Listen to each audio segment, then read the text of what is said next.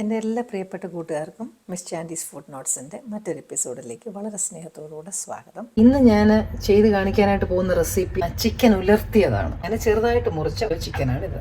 ഇത് നമുക്ക് ആദ്യം ഒന്ന് മാരിനേറ്റ് ചെയ്ത് വെക്കണം. 2 ടീസ്പൂൺ കുരുമുളക് പൊടി വേണം, മഞ്ഞൾപ്പൊടി, ഗരം മസാല, ഉപ്പ്, തൈരും കൂടെ ഒഴിക്കണം. ഇത്രയും തൈര് ഒഴിക്കണം. ഇതെന്തിനാന്ന് വെച്ച് കഴിഞ്ഞാൽ ഇറച്ചി നല്ലപോലെ ഇതിൻ്റെ ചിക്കൻ നല്ലപോലെ അത് സോഫ്റ്റ് ആക്കും. കൈ കൊണ്ട് തന്നെ നന്നായിട്ട് അത് മിക്സ് ചെയ്യണം. ഒരു 15 മിനിറ്റെങ്കിലും നിങ്ങൾ വെക്കണം, 15-20 മിനിറ്റെങ്കിലും വെക്കണം. ചട്ടി ചൂടാകുന്ന ഉടനെ നമുക്ക് വെളിച്ചെണ്ണ ഒഴിക്കാം. എണ്ണ ചൂടാകുന്ന ഉടനെ പെരുംജീരകം ഇടാം. പൊട്ടുന്നു വെച്ചിരിക്കുന്ന തേങ്ങാക്കൊത്തിടാം. ഈ ചിക്കനകത്ത് നമ്മൾ കറി ലീവ്സും കൂടെ ചോപ്പ് ചെയ്തിട്ട് അതും കൂടെ വെക്കണം. അതാദ്യം പറയാൻ മറന്നുപോയി ഞാൻ. കറി ലീവ്സിൻ്റെ ടേസ്റ്റും കൂടെ അതേ പിടിച്ചോളും. തേങ്ങാക്കൊത്ത് ഒരു ചെറിയ ബ്രൗൺ കളർ പോലെ ആകാൻ തുടങ്ങിയിട്ടുണ്ട്. അത്ര ആകുന്ന ഉടനെ നമുക്ക് നമ്മുടെ ഉള്ളിയും ബാക്കി അരിഞ്ഞു വെച്ചിരിക്കുന്ന സാധനമെല്ലാം ഇടണം. ഇതിലേക്ക് ഉള്ളി അരിഞ്ഞത്, വെള്ളൊണിയ വലുതാണെങ്കിൽ ഒരു 4 കീറിയിടണം. ഗ്രീൻ ചില്ലി അതിട്ടു, ജിഞ്ചർ 1/2 ടീസ്പൂൺ ഉപ്പിട്ട് ഇത് വഴറ്റും. നല്ലപോലെ വഴലിട്ടായിരുന്നു. ഒരു 1 മിനിറ്റ് കഴിയുമ്പോഴത്തേനും നമ്മൾ ക്രഷ് ചെയ്ത് വെച്ചിരിക്കുന്ന ഗാർലിക് നന്നായിട്ടൊന്ന് വഴലണം.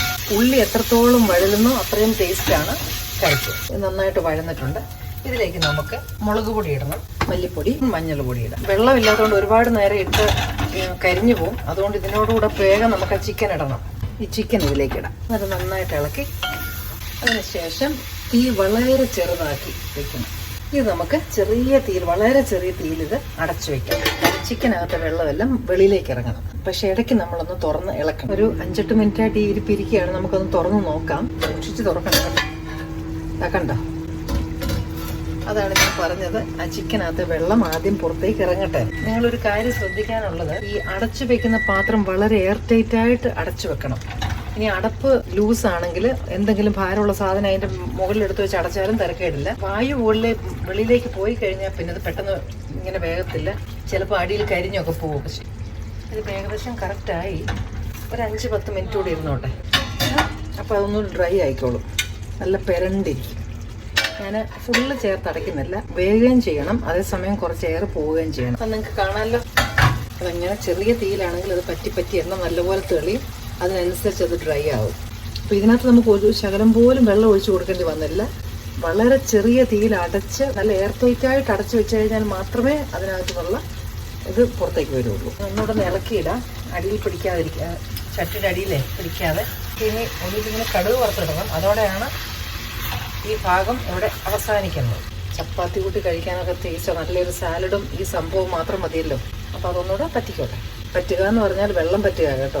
അത് ബാക്കിയിട്ടൊന്ന് തോരുമ്പോഴത്തേനും നമുക്ക് കടുകും കൂടെ ആക്കാം. കടുക് വെക്കാനുള്ള പാത്രം അത് ചൂടായി കഴിഞ്ഞ ഉടനെ എണ്ണ ഒഴിക്കാം. ചൂടാകുന്ന ഉടനെ നമുക്ക് കടുകിടാം. ഫൈനലി ചോട്ടായിട്ടുള്ള ഈ ഷാലറ്റ്സ്, കൊച്ചുള്ളി ഇടാം. പിന്നെ നമുക്കിടാനുള്ളത് കറി ലീവ്സ്.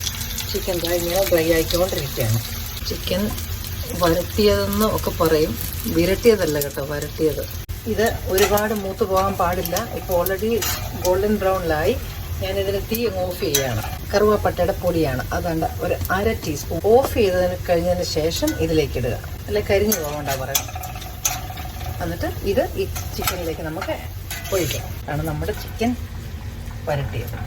ഇത് നമുക്കൊന്ന് നന്നായിട്ട് ഇളക്കണം. ഇനി മിക്സ് ചെയ്യണം. എല്ലാം ഒന്ന് എല്ലായിടത്തും പിടിക്കാനായിട്ടൊന്ന് മിക്സ് ചെയ്യണം. ചിക്കൻ ഉലർത്തിയത്, ചിക്കൻ വരട്ടിയത് എന്നൊക്കെ പറയും ഇതിന്. തേങ്ങാക്കൊത്ത് നിങ്ങൾക്ക് ഇഷ്ടമല്ലെങ്കിൽ അത് അവോയ്ഡ് ചെയ്യാം. കറി ലീവ്സും കൂടി ഇതിനിവിടെ ഇട്ട് ഞാനിവിടെ ഇനി അടച്ചു വയ്ക്കും. എല്ലാവരും ഇതൊന്ന് ട്രൈ ചെയ്ത് നോക്കുക. ഇനി നിങ്ങൾക്ക് ഇഷ്ടപ്പെടുന്ന മറ്റു നല്ലൊരു റെസിപ്പിയുമായിട്ട് വീണ്ടും ഞാനെത്തും. Till then, I am signing off and stay safe.